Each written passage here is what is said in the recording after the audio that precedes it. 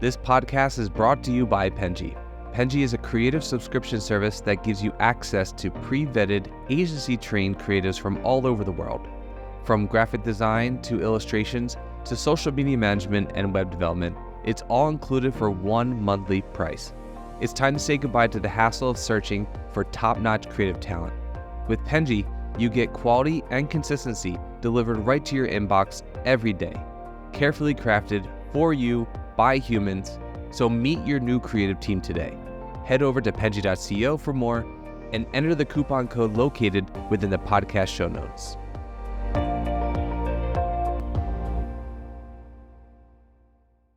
Okay. So cancel or keep AI generated music. Cancel. Remakes and reboots of classic movies and TV shows. Cancel or keep. Keep. Award shows. Cancel. Concerts where artists ban phones. Keep. Brands using memes to market their products. Keep. Going cashless. Keep. 4-day work week. Keep. Astrology. Cancel. Get it out of here. All right. Well, guys, that was Patrick with me today. He is our guest, and we were just playing Cancel or Keep, so we just got to know a little bit about him. He likes to be cashless, but does not support astrology. Can I ask you a question? Are phoneless concerts a thing? I don't know. I've heard artists complain. I know that Coldplay has like moments where they don't want phones and they ask people to put away their phones. Oh, that's awesome. I don't know, like, if I feel like more artists are doing that because the amount of phones that people have at concerts is kind of going out of hand. It's insane. But like I'm a big golf fan, and like the Masters tournament, they don't allow anyone with phones there. You have to literally lock it in a locker as you get onto the grounds there. And like people that have been there talk about how it's the most incredible surreal experience, and they wish that there was more situations like that where we had to like physically get rid of our phones and force ourselves to enjoy the moment. And I'm totally on board with that. Yeah, I feel like I'm 80/20 because I get the vibe of being, like, in the moment, and I am totally for that, but there's, like, a small part of me, that 20% that's like, "But what if I wanna rewatch these videos?" And I didn't It'll record never it, you it'll know? never be as good. How many times have you watched recordings of a concert? It's terrible. Yeah, they're never good. Like, a Never couple good. I honestly, like and they take up a lot of space from your phone because you're recording Totally. a lot. Yeah, it's Yeah. like 4 minutes of, like, that person singing, and the audio is not even very good. That's a good Yeah. point. And you're just picking up the person singing next to you, which is like way worse. Yeah. Yeah, that makes sense. Okay, fine. I'm convinced. Weeks of the band phones. Right. It's productive. All right. Well, guys, welcome to the Fully Managed podcast. This is where we discuss marketing and business tips, and we help assist you guys in your business journeys. You all know who I am. I'm the host, Daniela, and I'm Penji's partnership coordinator. And today I'm joined with a very special guest, Patrick from AdVenture Media. Hi, Patrick. Hey, Daniela. Well, we've gotten to know you a little bit already, but for those watching who don't know about who you are, what you do, Adventure Media, tell us all about yourself, everything we need to know. Floor is yours. Sure. Thank you for having me. This is exciting. So, Adventure Media is a digital advertising agency. We are headquartered in New York, but we also have offices in Philadelphia and South Florida. Our team is around 40 full-time employees. We have a handful of partners and freelancers that work with us as well. And we are still, I would consider us a more boutique agency. We've been in business for 11 or 12 years. So Isaac Verdansky is our founder. If any of your listeners have ever stumbled upon, if anyone's ever really gone into Google AdWords training or Google Ads training in any capacity, you've probably come across some of Isaac's content or something from our company at some point. Um, I started working with Isaac in 2015. He founded the company, and there was like 3 or 4 of us at the time in really just like a glorified freelance capacity. And once we came on board, Isaac was really into creating content, educational content, how-to videos, specifically with Google AdWords at the time. And his vision for the company was to produce a lot of great educational content. It would be really valuable for a lot of people. They would get a great exposure, and then we'd be able to drive inbound leads for the agency that way. So he set out and started doing that. And the background of it, he sort of like accidentally stumbled into an agency because he like started putting out this content and people saw it and were like, wow, that's really valuable. And I'm too busy or whatever to like actually do this work. So let me just call that guy with the green beanie. He seems to know what he's doing. Let me hire him to do it. So that initial course that Isaac put out in 2015, sort of like put us on the map, uh, brought us a lot of great opportunities in business, and we grew slowly but methodically and expanded the team, uh, one at a time, very, very like deliberately over the course of the last 11 years. And that was great because we had a handful of other competitors at the time in 2015, 2016 that started around our time and they blew up and they had 100 employees, but they did so by cutting a lot of corners, taking on a lot of bloat, not really doing things the right way. And we've taken a different approach. And it really benefited us when COVID lockdowns hit and the market changes and ATT like turned meta advertising up on its head. So all these different things, we've been pretty resilient over the years because we've been lean and efficient and had a like really cared about producing high quality work with really great talented people. So a few years ago, as the business was continuing to grow, we hit an inflection point where we wanted to take another step in the direction of more growth, more strategy, more vision, more process systems, all the other things that like larger companies have, but also not lose our roots, our culture, and our education. So that was when I stepped in as CEO, and now Isaac is still involved with the company. He did a lot of our marketing, does a lot of our sales stuff, works directly in the office. It works in the office directly next door to mine. And he now focuses on developing training content. So we have the AdVenture Academy, which is a learning platform with a host of different courses and free content and calculators and budgeting models and all these different things for marketers to be able to use to be able to become better marketers. That's sort of been our roots, our ethos from the very beginning. And it's something that over the last year and a half, we've refocused to be able to deliver that at a larger scale. So that's kind of the background. And now, like I said, like we're about 40 people, 3 different offices. We are paid media, I would say, is kind of our core focus. We are strategy and execution. And I would say more so on the strategy, the consultative side, more so than a lot of the different execution. We're sort of moving a little bit away from that, just depending on how the market is moving. And our team likes to, we don't specialize in any industry or size client. And what we do is we like solving complex marketing problems. So brands come to us and they might not know what their budget should be. They might not know what their goals should be. They might not know where they should be investing their budgets. They might not know what their creative messaging should be. So we sit down and we lay it all on the table and we help them understand how to deliver a real growth plan based on short-term milestones and long-term goals, and then be very practical and transparent about all the different things we need to do to get there. And then we'll kind of take the accountability to manage a lot of those projects. So the business has changed pretty dramatically over the last couple of years, but it's a lot of fun, and I love the people I work with. And yeah, it's been a great ride, and very optimistic for what the next stage of marketing looks like. I think that's what brings us here. I think what was really interesting about what you just said is how much you've adapted to so many changes. Um, COVID was a very interesting time. I don't think that it was also so unpredictable. I think in business, you always want to predict what's going to happen. Always on podcast, one of my questions is always like, oh, how do you think marketing is going to change in the next 5 years? And I think in 2019, 2018, when we're all just living our lives, nobody would have been like, oh yeah, we're having a pandemic soon, so everything's going to change.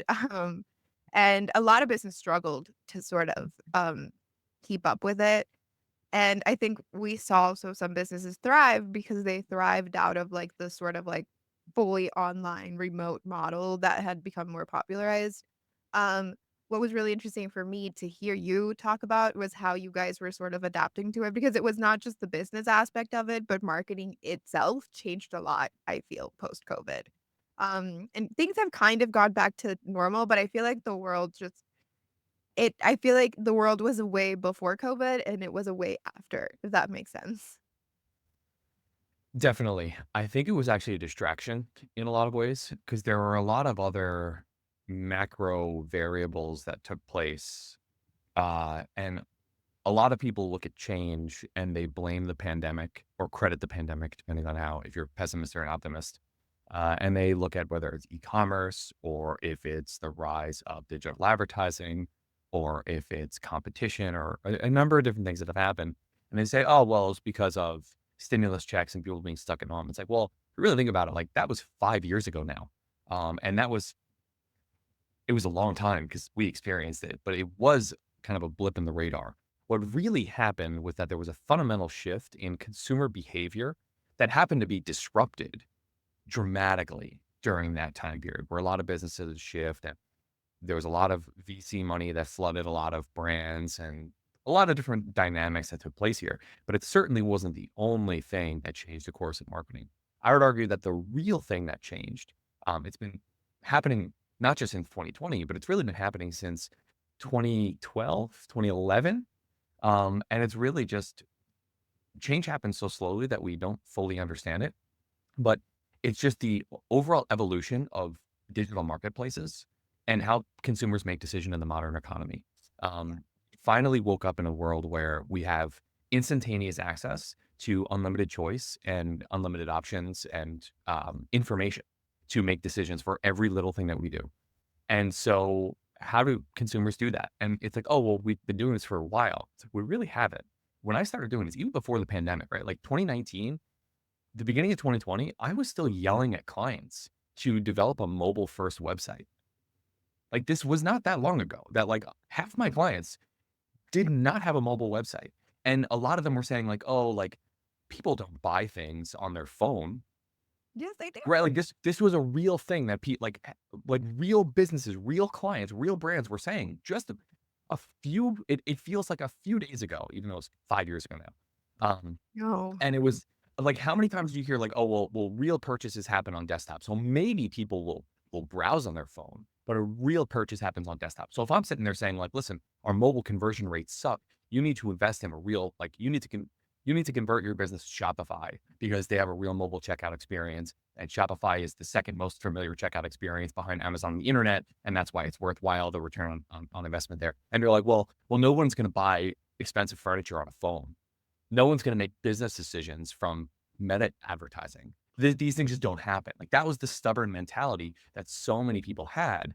Like that now has completely changed. So like this has been a real slow progression that a lot of people look and say like, oh, well, the pandemic this, the pandemic that. It's like, no, like there are a lot of things that have changed as far as like where we are today to where we were even 5 years ago. And it's really, it's consumer behavior and it's digital marketplaces and it's competition and it's the funding level and all these different dynamics to really change the way that marketing has evolved. And I think that waking up to that is one of the most important things that marketers have to do. That's like so interesting because I can't believe that as you know, already at 2018, 2019, we like there were still businesses that were refusing to go mobile to have like optimized apps for mobile. I mean, I think I've been online shopping since I've been on the internet. Yeah. Like I am obviously I'm not like one of these people that like I didn't see the rise of the internet. I kind of like when I grew up it was already a thing. Right. So I obviously don't have the reference of how it was in like the early 2000s and the 90s because I was, you know, one, I was not alive for one part of it, and then the other part I was super young. But still, I feel like um, I have always been in online shopping, and I can't believe that. I mean, it just keeps growing and growing. I can't believe that there were businesses who thought, yeah, online shopping is so unnecessary on phones. I mean, and it's just so much. I remember in 2018 already wanting to shop on my phone. It was easier and it made more sense. Totally. And it's like, it's just a stubborn mentality that people have because they're resistant to change. And everyone thinks that their business is different. That's kind of the one, like everyone, oh, well, my customers are different. My business is different. That's not going to work for me. So even if you have the data, people still don't care. And that's like, look, I'm assuming at some point this conversation is going to hit on AI. So I'll just get right to it. Like the Actually, that was gonna pushback be my on next question. the pushback on AI is so hilarious to me Yeah, but AI because is like everything now. well, what if I told you that I lost clients, dozens of clients, because we were steering them toward AI solutions that we proved to them were more effective for their business and improved their bottom line, but they did not like it because it was different and scary. And that was a real thing. Like okay, so rewind the clock a little bit. So like I said, I started in, let's say, paid media, in like the mid 2010s. Everything was manual then, right? So I spent a lot of my time like digging through keyword reports and making manual bid adjustments and manually writing ad copy. And that was really the promise of an agency, right? Like people hired agencies like AdVenture in 2015, 2016, because you needed somebody to dig through all of these like nuanced pieces of data and pull all these different levers. And if you didn't have someone that can do it, like you'd be beat by the next guy that was doing it. So that was really our value, was saying we are going to do everything manually. So then Google comes along and says, we have all these automated tools that would now just be called AI, and they were AI, but they just branded them as automation for a different reason. Because I think they thought that people would be scared of AI.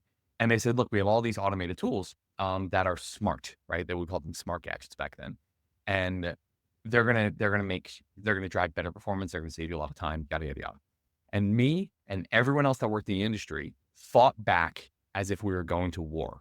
And we all published blog posts about how Google is just trying to use automated bidding to take more of your money, and target CPA is a scam, and look what it does to your cost per click, and Google's not telling you what they're hiding this data, whatever.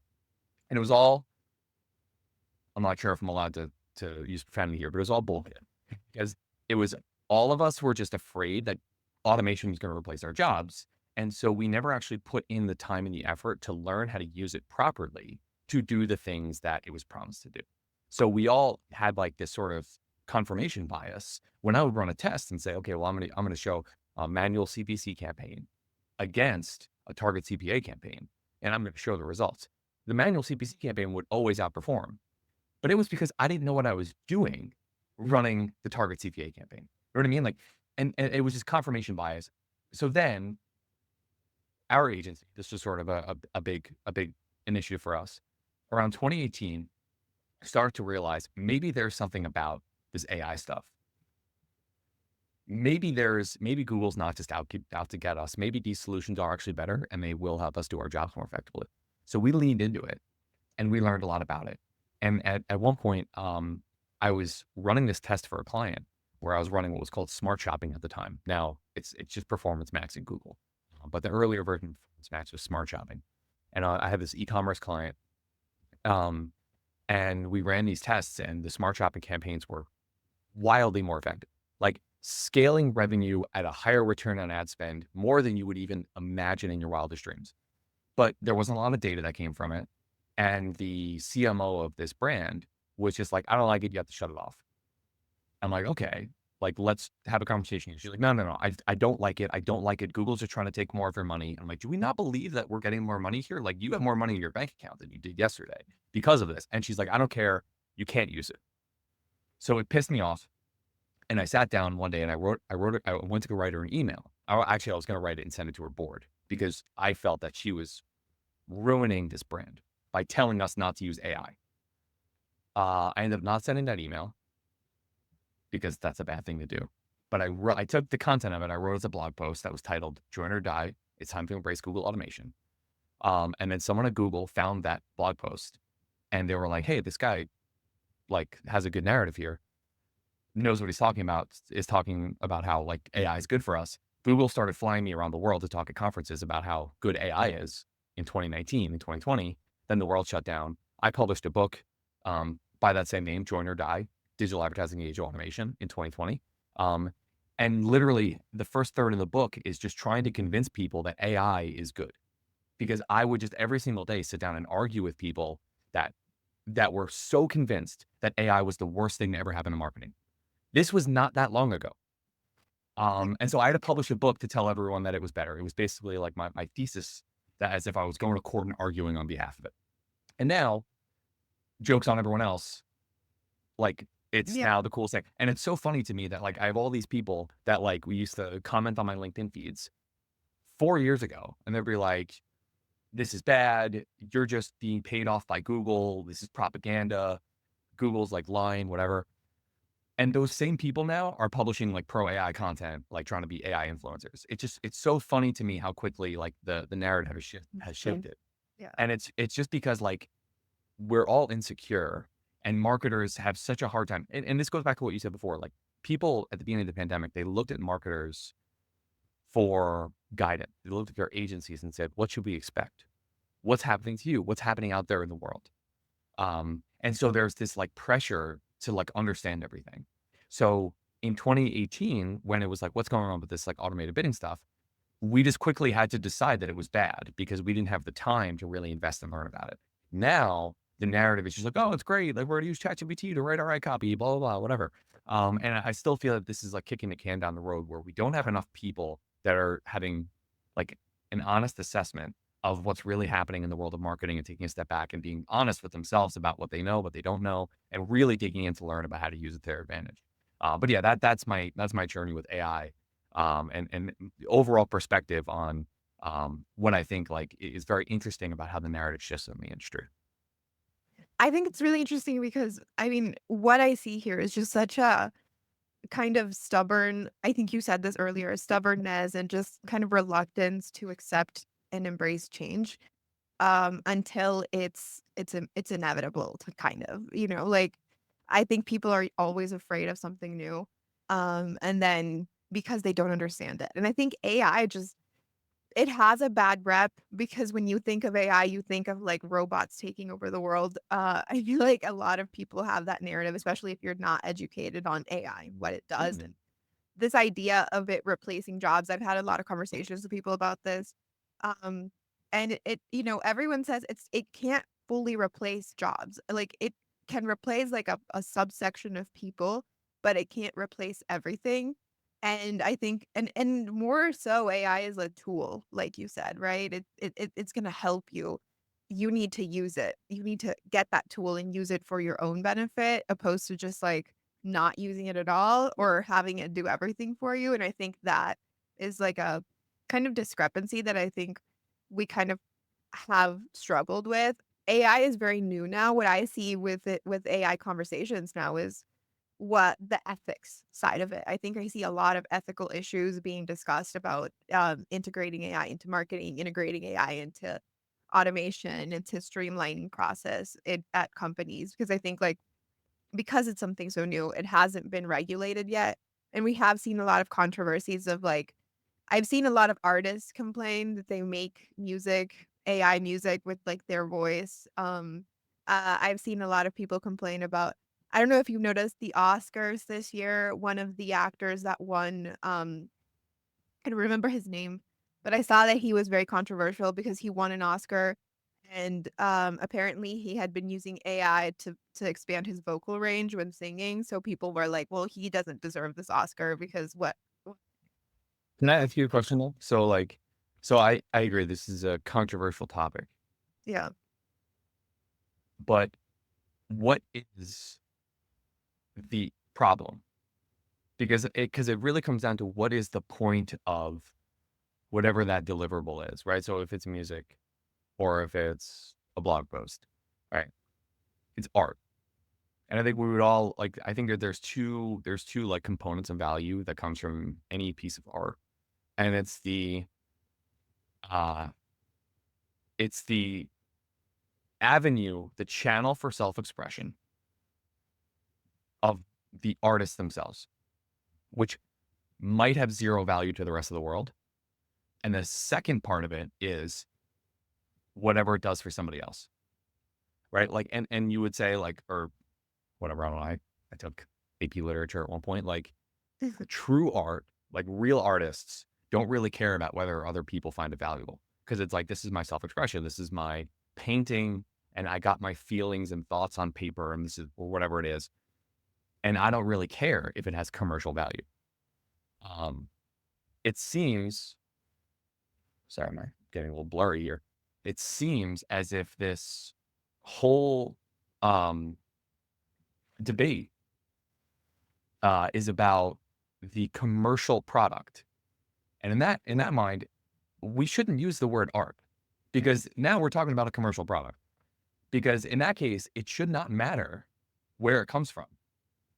If the final result is as good or better for the end consumer. So ultimately, we live in a free market society. If people vote with their dollars and their clicks and their attention spans and say, I actually prefer listening to this AI generated song, why is that worse? Because the people have chosen that it's better. Now, okay, well, the artist is losing out. Well, the artist in this case isn't really an artist, they're a supplier. So we can talk about how like, oh, well, true art is, it needs to be authentic. I'll agree with you there. But like I think we need to differentiate art and commercial intent because that's really where this whole thing gets very, very complicated. And if we live in a free market society, I don't think it's necessary to protect the art piece of it. And like just I'll give you like an example from history. Like if you look at the watch industry, uh I forget what the time it was, the early 1900s. So you look at the history of Rolex and all the Swiss watch manufacturers. They cared very much about the mechanical the art that goes into like how mechanical watches are made and designed, and they care very much about that. Now there was what's called by some to be the quartz revolution, and by Swiss art makers to be like the quartz crisis, because at some point, I don't know if it was the early 20s or I forget the timeline of this, someone discovered that you could use quartz, the metal, to help make watches a different way than they had been made historically. And so this completely turned the watch industry on its head because now all of a sudden it was cheaper and more effective for anybody to use quartz to make a watch. So all these Swiss watchmakers, their business model was completely ruined. But okay, well, that's because we commoditized it. But guess what? Rolex is still a really massive brand that has sustained hundreds of years of branding because people still buy a Rolex because they care about the artistry within. And that's different. Like it still tells time, but it's a beautiful thing that like I don't need to explain to you. I don't have a Rolex, but let's say I did. I don't need to like sit here and explain to every person that walks by me about how this watch is better because of the mechanical artistry that designed it. I wear it because that whatever that is, that means something to me. And I think as we like kind of mature as a society, integrating AI into the products that we use every day, there will be something to be said about human only art, whether it's music or sports or artwork or writing. There will be something that we crave that authenticity to it, but it doesn't necessarily mean that we as a free market need to protect that because because the artist deserves it. Ultimately, that artist, if they're looking for commercial intent, they need to develop a better product. They need to develop a better song because someone else using AI will do that for them.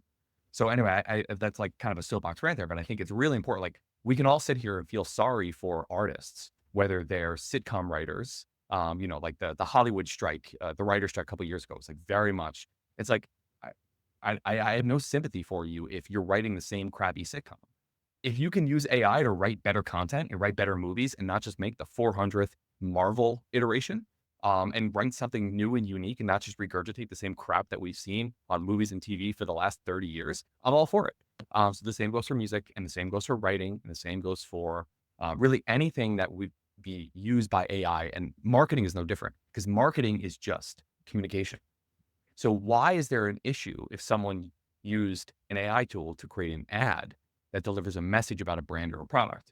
I see no ethical issue because ultimately we're all trying to become better communicators. And if this is a tool that allows us to reach an audience with a better message, why should we even hesitate to use it? Yeah. I think the thing is that AI is it's gonna keep getting integrated into society whether people like it or not. I think we're at a place where you kind of just have to accept that this is how it's gonna be. Kind of like when the internet came in, where like I think people were also scared of it and it was like, well, it's here to stay. Um, but also I think what's interesting is just seeing it from a marketing perspective. What AI is doing is just bringing in new competition. Mm. Right? Like you said we're in a free market society. I think that's so true. You are living in a free market society. You know, if you think of it at a more traditional perspective, nobody really has original ideas anymore. Everything is kind of like, I don't want to say everything has already been invented and like thought about, but a lot of times when you think of something, chances are someone already thought about it before too. And a lot of like those products that you see people are selling on the market, services, companies, a lot of them exist and have the idea of competitors existing just is a thing because of the amount of people that are doing the same thing. And they're all just trying to compete to like offer the best one. But they're all the same, right? Like there's a million cupcake shops down the street, and then you're just gonna pick the one that sells the best cupcake. Hasn't But that always been the case though? Like if you look at the history of branding, most products in any category are near copies of each other. If it's cars or cereal or music, it's just all so like, yeah, it's always going to do that. what's the difference between a Pepsi and a Coke at the end of the day? You know what I mean? Basically, Like, no. it's the same thing, it's just a different packaging. What happens is I think we've been throughout, like, the course of time, we've been so used to the competition being human, you know what I mean? Like, Pepsi and Coke, they're used to their competitor being another company that is run by people. I think now what happens is that the competition and these competitors are gonna start to be AI based. There's gonna be, like, because there are things that an AI can just do a lot faster and better than a human ever could. Um, so So it's I would gonna say be though, like a the change. skill, the skills still matter. Um, and first of all, like, so I pay attention to um the a handful of people who are very much into like maybe they work at OpenAI or they're very much into like AGI is here and the world is going to be totally different 3 years from now and everyone's not going to have a jet. Like no one's going to have a jet, whatever. And there's like that thought, and I hear that. I don't fully believe in it, but I've heard a lot of those arguments, and I find it interesting. I'm not necessarily on that like end of the spectrum, um, but my real view on it is like any of these AI tools right now, even if, like whether it's a generative AI tool or if it's something that had been working for a while, like we've been using Google's automated bidding solutions for 8 years now. They're all not great because what they do, and as you learn more about AI, like you understand that what they do is they optimize for the average. So they take all of the content in the world, right? Like let's say it's ChatGPT and it's like, write me, a new Shakespeare sonnet. And it just takes all of the Shakespeare sonnets and all the people who have tried to write their own versions of Shakespeare sonnets and all this other like crap. And it'll give you like what seems at first glance to be impressive, but it really isn't. Like at best, it's like B plus work. It's Yeah. fine. It's like the whole like AI optimizes for the average, which gives you as a marketer or really anybody the opportunity to be better than average. Like, and that's where skills truly matter. And actually, before I get into that, Sam Tomlinson, who's a colleague of mine, he's in the digital advertising space. He has a newsletter and puts out a lot of great content online. He put up a video where he was breaking down ads from Google responsive search ads. So basically AI generated or AI optimized search headlines. And he did this full analysis and put up this video on LinkedIn last week.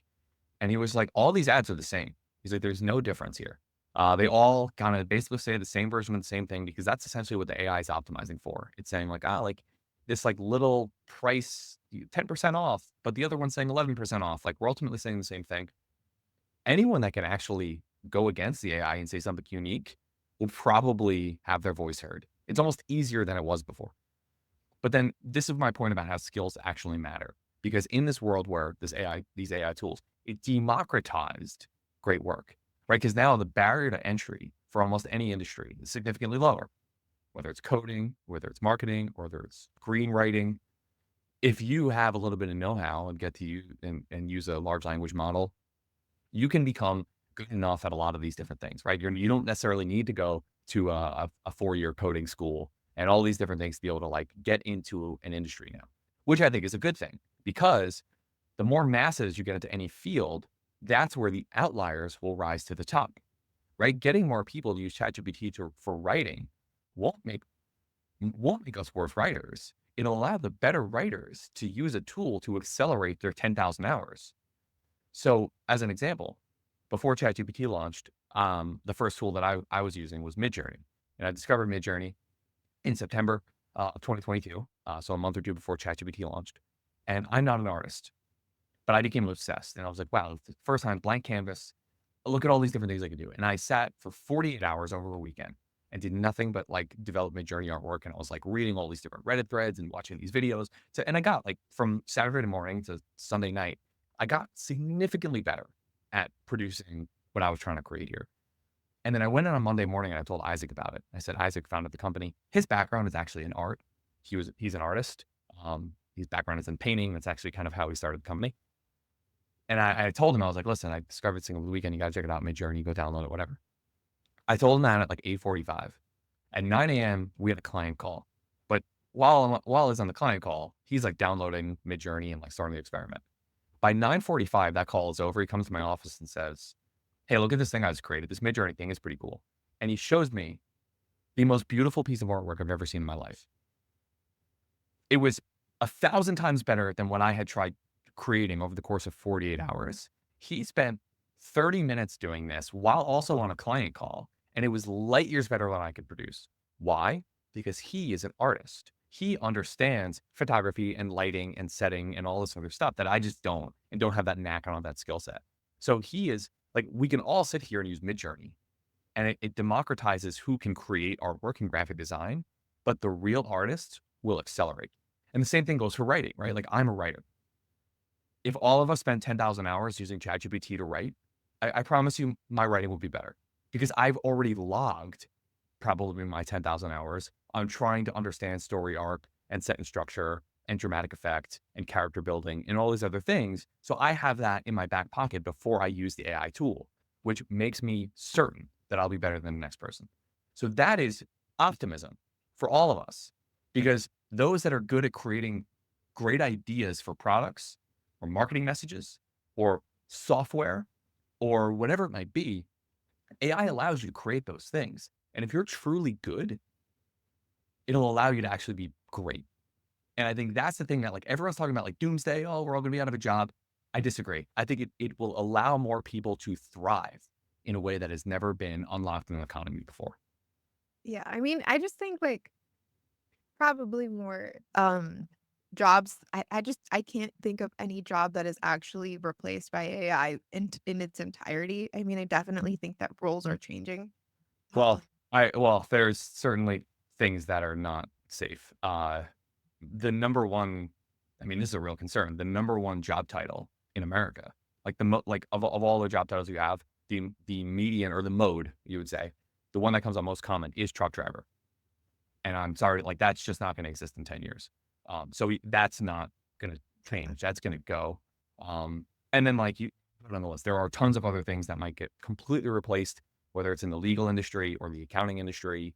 There's a lot of different jobs in marketing that will probably go away. And like, you don't need 30 graphic designers anymore.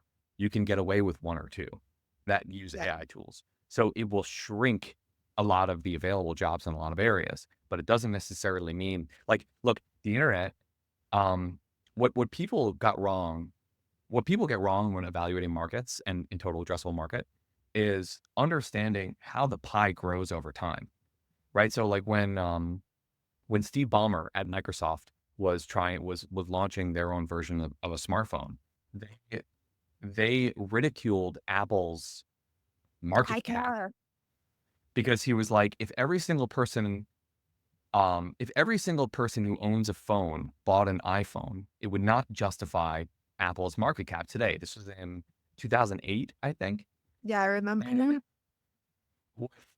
What Steve Ballmer failed to recognize, which was literally the reason that Microsoft took a tumble for 15 years and Ballmer was out of a job, is because they didn't realize what smartphones and the mobile economy would do for GDP and access to like he never conceptualized that like at that time it was like 11% of the US population, only 11% of the US population had a smartphone.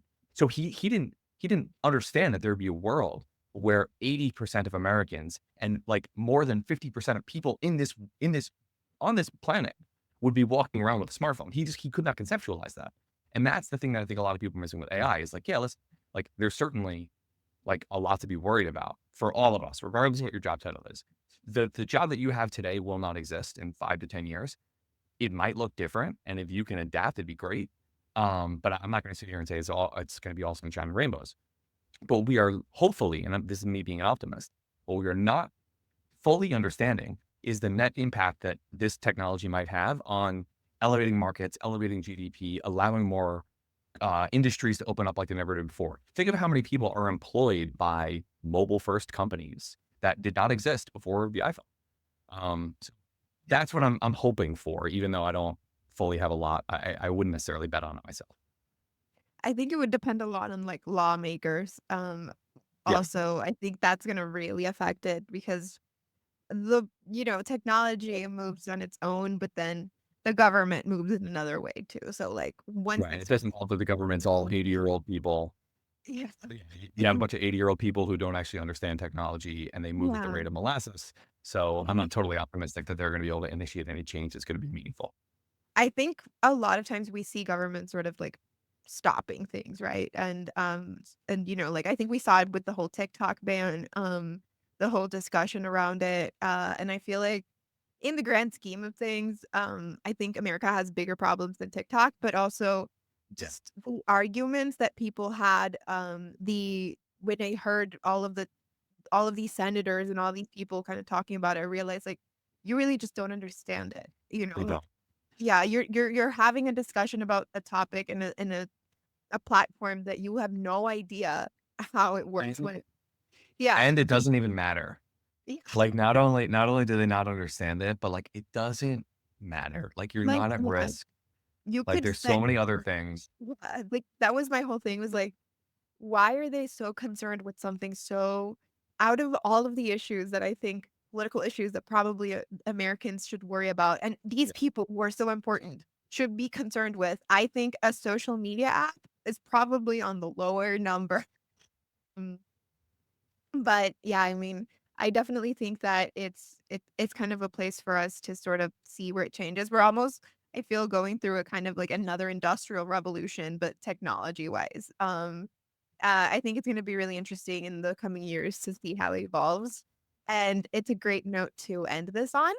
So, Patrick, it's been great having you here. But before we end the podcast, I do want to give you the space to plug anything that you want to plug. If anything that we spoke about today resonated with our audience, if anybody would want to work with AdVenture or get to know you, floor is yours. Thank you, Daniela. This is actually like this was my issue with downloading Midjourney because it's like when you have a blank canvas, what can you do? And then your mind completely doesn't have anything productive. Okay, so Adventure Media, you can find us at adventureppc.com. We're a digital advertising agency. If you're looking for a new agency, looking for a partner, looking to just follow along, read some of our content, check us out. We have the Adventure Academy. So you can find that on our website, adventureppc.com. You'll get a link to it. There's courses on Google, on Meta, on YouTube, on overall marketing strategy, on Midjourney. We actually just produced a course on Midjourney for creatives. So check that out. The Adventure Academy is an incredible community that we're putting a lot of resources behind. Otherwise, if you want to follow me online, look me up, Patrick Gilbert, find me on LinkedIn. I my book, Join or Die, Digital Advertising in the Age of Automation. But yeah, I like to come on these podcasts because I like to try and meet new people. So I would love for anyone to reach out and know what you think, and maybe we'll get into an argument on LinkedIn. And I kind of love that side. Awesome. I will be adding the links to your LinkedIn and your website on to the description of this video so that people can click and find you easily. Guys, you already know the drill. Subscribe, follow, watch our podcasts. Thank you so much for being here, Patrick. It was so great to have you. Thank you. It's a pleasure. And I will see you all on the next episode. You've been listening to Fully Managed, brought to you by Penji. Check out the show notes to learn more about today's guest, and to learn more about Penji, the human-first creative subscription service, head over to penji.co. And by the way, if you're still listening, it would mean the absolute world to us if you were to share this podcast with a friend, and of course, subscribe.